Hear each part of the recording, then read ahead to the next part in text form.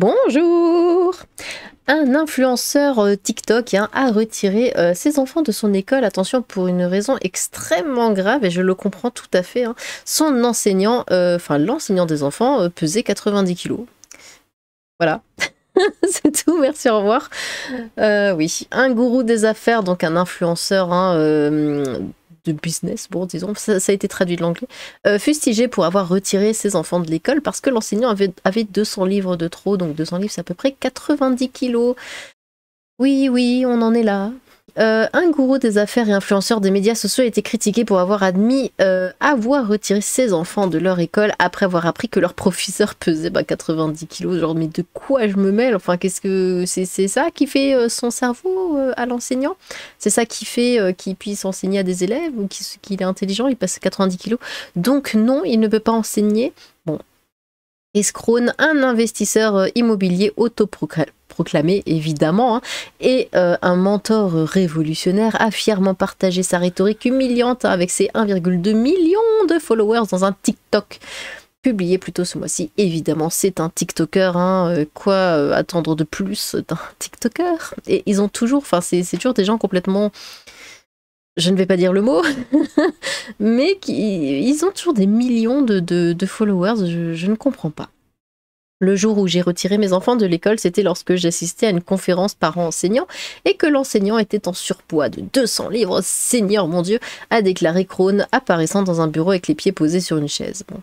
Je l'ai regardé, j'ai dit non, tu as peu d'énergie, tu es déprimé. Ok, vous passez probablement plus de temps avec mon enfant pendant la journée que moi et je suis préoccupée par l'influence que vous exercez. Quoi? Parce que vous enseignez... Parce que ce que vous enseignez n'est pas ce qu'il y a dans le livre, c'est ainsi que vous vivez votre vie, vous n'êtes pas un être humain inspirant. Ah bah dis donc, c'est sympa, et sympa celui-là.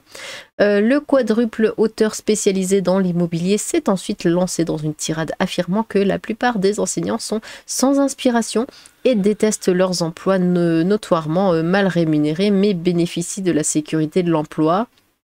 D'accord. Si cela ne tenait qu'à lui, Crone a affirmé qu'il ne choisirait que les professeurs les plus cool, les plus expérimentés, les plus aptes, capables d'enseigner le sens, l'épanouissement et le bonheur. Oui, oui, monsieur investisseur immobilier autoproclamé, donc ça veut dire qu'il n'a pas de diplôme, qu'il n'a sûrement pas bossé à l'école s'il finit sur TikTok, mais soit. La vidéo a accumulé plus de 250 000 vues et a été inondée de commentaires divisés sur le point de vue de Crone. Certains ont applaudi les idées de l'entraîneur, tandis que d'autres l'ont critiqué pour avoir fait honte à l'enseignante et supposé qu'elle n'était pas apte à ce poste. Ah oui, enfin, en quoi le physique fait que tu es apte à enseigner à un enfant? Mais qu'est-ce que c'est que ça?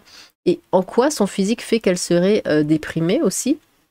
Et en quoi son physique ferait qu'elle n'est pas épanouie et qu'elle n'est pas...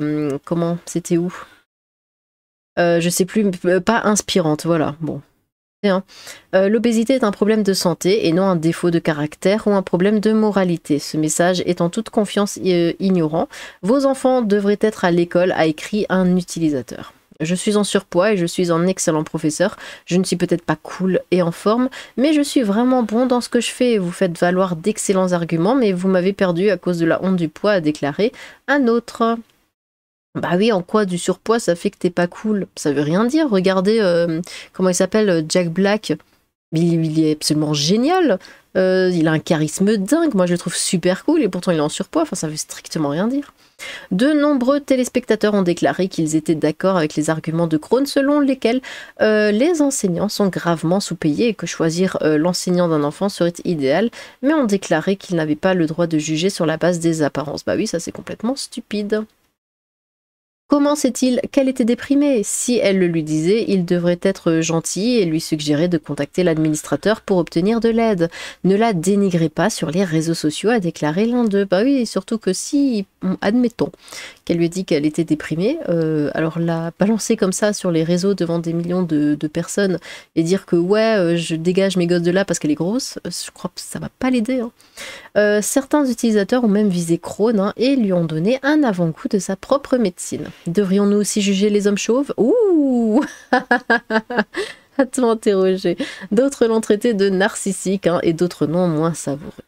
Un autre a écrit « Oh mon Dieu, je pense que vous avez rendu service à cette école. » Ouais. Bah oui, la prof aussi, enfin les profs aussi peuvent juger du coup les parents d'élèves. Ah ouais non, hein, virez-moi ces enfants de ma classe, hein, parce que vous avez vu les parents, ils sont comme ceci, comme cela, moi je veux pas leurs gosses. Ça marcherait aussi dans ce sens. Krone, cependant, a redoublé d'efforts et a publié une vidéo de suivi presque 2 semaines plus tard, hein, intitulée Pourquoi l'enseignant de vos enfants est si important. La vie de l'enseignant et de votre enfant passera plus de temps avec eux que vous. Alors demandez-vous, avez-vous qualifié cette personne, dit Krohn. Bon, on a compris, hein, c'est un peu bizarre, mais il dresse ensuite une liste de questions qu'il estime que les parents devraient se poser lorsqu'ils évaluent l'enseignant de leur enfant, y compris quelques échos de ce qu'il a mentionné dans la vidéo originale. Bah ouais, mais bon, après on choisit pas non plus le prof. Hein. Dire si vraiment ça va pas du tout avec le prof, qu'il y a d'énormes problèmes, ouais, je veux bien qu'on demande à changer de prof, mais ou de classe ou quoi, mais là, non, il n'y a aucune raison là. Êtes-vous d'accord avec ce qu'ils pensent être leur objectif, le niveau de vie qu'ils apportent, ou la passion qu'ils ont, ou leur qualification, les choix qu'ils font dans leur vie personnelle, la santé avec laquelle ils influencent votre enfant, il interroge. Krohn se penche ensuite sur son argument ultime. Les parents devraient considérer l'école à la maison comme une alternative, car cela permet aux parents de choisir le mentor de leurs enfants. Oui, mais à condition qu'un des deux parents puisse être là toute la journée, donc il ne travaille pas parce qu'il faut s'occuper des enfants, il faut faire l'école à la maison. Et bah, c'est extrêmement éreintant, hein, en fait, de s'occuper de ces gamins toute la journée, du matin au soir, de leur faire classe, et de passer ensuite bah, les moments personnels ensemble, les sorties, enfin, non, ça c'est un réel travail, hein. Et puis on peut pas non plus devenir prof comme ça du jour au lendemain. C'est un métier, hein, les professeurs se sont formés à ça. Un parent n'est pas formé à faire cours, donc bon.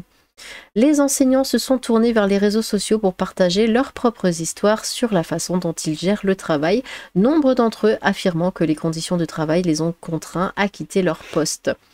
Le tag Teacher Quit Talk est inondé de centaines de vidéos d'anciens éducateurs détaillant leurs scrupules en matière d'enseignement, notamment un salaire inférieur à la norme et la gestion de parents difficiles. Bah oui, parce qu'on parle des profs. Oui, les profs ceci, les profs cela, mais les parents d'élèves, c'est un cauchemar aussi, hein, ça faut aussi le dire. Hein. Je ne dis pas qu'il a raison ou tort, mais j'ai changé de médecin quand j'ai vu que mon nouveau médecin de soins primaires était en surpoids de 200 livres. Pourquoi devrais-je confier ma santé à quelqu'un qui n'a aucun respect pour la sienne? Franchement, ça, je sais pas. Après, c'est un médecin, c'est pas... admettons, bon, on va voir un nutritionniste, le nutritionniste est gros. Bon, là, oui, on pourrait se poser des questions, mais un médecin, après, on peut être gros pour différentes raisons. Il n'y a pas... Je sais pas. Il a raison, mais, bon, personnellement, je n'ai jamais croisé de médecin gros, vraiment, de toute ma vie. Mais pourquoi pas? Il a raison, même si cela blesse, bah non. Non, enfin, pourquoi on devrait être mince pour, je sais pas, apprendre l'histoire, enfin, enseigner l'histoire-géographie, ou le français, ou les maths, enfin, ou l'anglais dans ce cas-là, mais pourquoi est-ce qu'il faudrait être mince? Pourquoi si on est gros, on peut pas enseigner de l'histoire et de la géographie? Enfin, ça n'a aucun sens. Ses deux enfants les plus âgés deviennent gros et sa femme est chauve. Il devrait probablement s'assurer que sa famille reçoit suffisamment de nutriments avant de critiquer les autres. Ah, en plus, sa famille est comme ça. Bon, ben... Après, c'est peut-être une excuse. Hein. Attendez. Tac. Non, ça marche plus. Attendez 2 secondes. Hop, hop. Oh, ça marche plus, ça veut plus le... Ah, c'est bon. La graisse affecte le cerveau des gens, je dis juste. Bon, ne lui reprochez pas ses actes, promenez-vous dans n'importe quelle rue et ouvrez les yeux sur l'Amérique en surpoids. Ne lui reprochez pas ses actes, alors il n'est pas responsable de ses actes, hein. Cela ressemble à une rhétorique libérale. Les enseignants d'aujourd'hui viennent de la lie de la société. Comment puis-je le savoir? Parce que je sais. Ok. Ce type a de la graisse entre les oreilles. Voyons à quel point il réussit avec ses brillants investissements immobiliers avec des hypothèques supérieures à 8%. L'orgueil est palpable. Il a raison, je détestais l'école quand j'étais enfant et clairement les professeurs la détestaient aussi. Ils travaillent la moitié autant que tout le monde, bénéficient d'excellents avantages sociaux et d'une sécurité d'emploi. Mentor pour qui? Bon. Difficile de le savoir, puisque nous n'avons ni visage ni voix derrière les plus de 200 livres. Est-il possible que la personne soit charmante et intelligente? Peut-être. Le gars a raison, les flocons de neige doivent se durcir. Bien laisseriez-vous un drogué ou un ivrogne enseigner à vos enfants? Non, mais c'est pas... Non, ça n'a strictement rien à voir. Problème de riche, mot d'argent, mot d'ignorance, quoi. Les enseignants des écoles gagnent déjà entre 70 000 et 90 000 dollars par an. C'est pour un enseignant qui est là depuis assez longtemps pour obtenir son poste. Mais vous ne devriez pas surpayer quelqu'un qui débute dans son travail. De plus, il bénéficie de congés d'été et bénéficie d'avantages à vie comme une assurance qui couvre tout et ne coûte rien. Et maintenant, le seul... Ah bah voilà, ça me l'a passé en anglais, bon bah tant pis. Bien, je ne voudrais pas non plus que mon enfant soit dans cette classe, mais ils sont ravagés. Enfin, dites-moi, mettez la vidéo en pause et dites-moi dans les commentaires, est-ce que ça vous dérangerait réellement, hein, réellement? Est-ce que vous en seriez au point de retirer vos enfants de l'école parce que leur professeur est en surpoids? Vraiment, dites les choses très honnêtement, hein. Si vous en avez les moyens, retirez vos enfants des écoles publiques car c'est une journée qui se termine par Y. Quoi? Vous n'avez pas droit à une refonte en tant que parent. Il a 10 000 fois raison. L'Amérique souffre d'une maladie de la pensée sociale qui est malheureusement contagieuse. Je ne voudrais jamais que mes enfants pensent que c'est ok d'avoir 200 livres de plus de poids. Parce que oui, il a raison. Elle passe probablement plus de temps avec ses enfants pendant la journée que lui. Bah et alors? C'est pas parce qu'une personne c'est pas une maladie, c'est pas contagieux, hein. Au bout d'un moment, le gras ne va pas leur sauter dessus. C'est pas parce qu'une personne est en surpoids qu'on va nous-mêmes grossir si on reste avec quelqu'un qui est en surpoids toute la journée. Enfin, ça se passe pas comme ça, hein. Bon, après, c'est des ricains, c'est peut-être trop leur demander de réfléchir, mais bon. Dites-moi ce que vous pensez de cette histoire. Voilà, encore une fois, est-ce que vous refuseriez que vos enfants soient dans une classe avec un professeur gros ou alors est-ce que vous en fichez, que vous trouvez ça complètement abusé? Eh bien, n'hésitez pas à vous exprimer dans les commentaires, j'ai hâte de vous lire. Sur ce, tchou!